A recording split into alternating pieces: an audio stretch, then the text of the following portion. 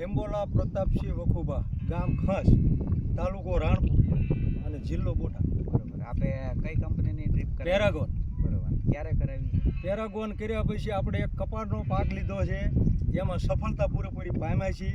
અને બીજો પાક જેને વરિયાળી કહેવામાં આવે, બોમ્બે સુપર વરિયાળી, આજે મારે આ પડાઈની અંદર હાજર છે અને એનું સારું રિઝલ્ટ છે એમ.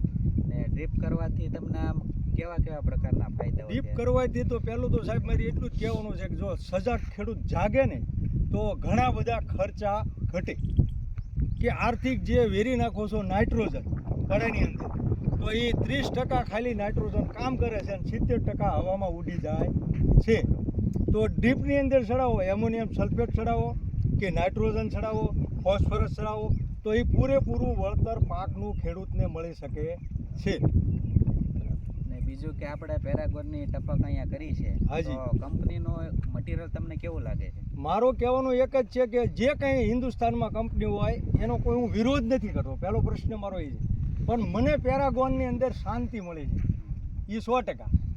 એના મટીરિયલ વિશે, એની સર્વિસ વિશે, એની કામગીરી વિશે આજ તારીખે હું પોતે એટલો બધો સંતોષ છું કે બીજાને પણ હું તૈયાર કરીશ કે વાપરો તો પેરાગોન વાપરો. પછી એક વસ્તુ તમને એ પૂછવાની કે જે ખેડૂતો ટૂંકમાં ડ્રીપ વગરની ખેતી કરે છે એમને તમે શું સંદેશો આપશો? સંદેશોમાં એવું છે કે જો થોડી મહેનત, થોડી ખર્ચા થોડા અને ઉત્પાદન વધારે લેવું હોય તો ડીપ ઇરિગેશનમાં જવું પડશે.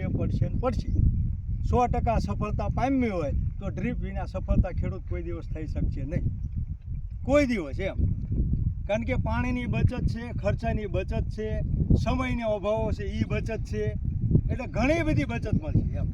અને આજે ભારતનો કિસાન જો પગભર થવા લગતો હોય તો એને ઇરિગેશનમાં જવું જ પડશે,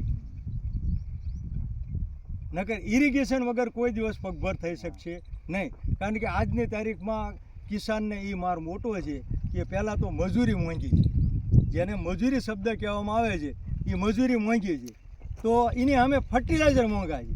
તો એને સામે તમારે રાસાયણિક છોડી અને દેશી ઉપર જવું હોય તો 3000-3500 સિવાય ટ્રેક્ટર સાણના ખાતરનું મળતું નથી. તો હવે એને તમે એક ખાડો બનાવી અને જીવામૃત કરી અને ડ્રીપની અંદર ચડાવી દેજો તો જે જગ્યાએ 10 ટ્રેક્ટર ખાતરની જરૂર છે ત્યાં 1 ટ્રેક્ટરે તમે એ ઉત્પાદન લઈ શકશો. આવું મારું માન્ય છે હો. વરિયાળીનો પાક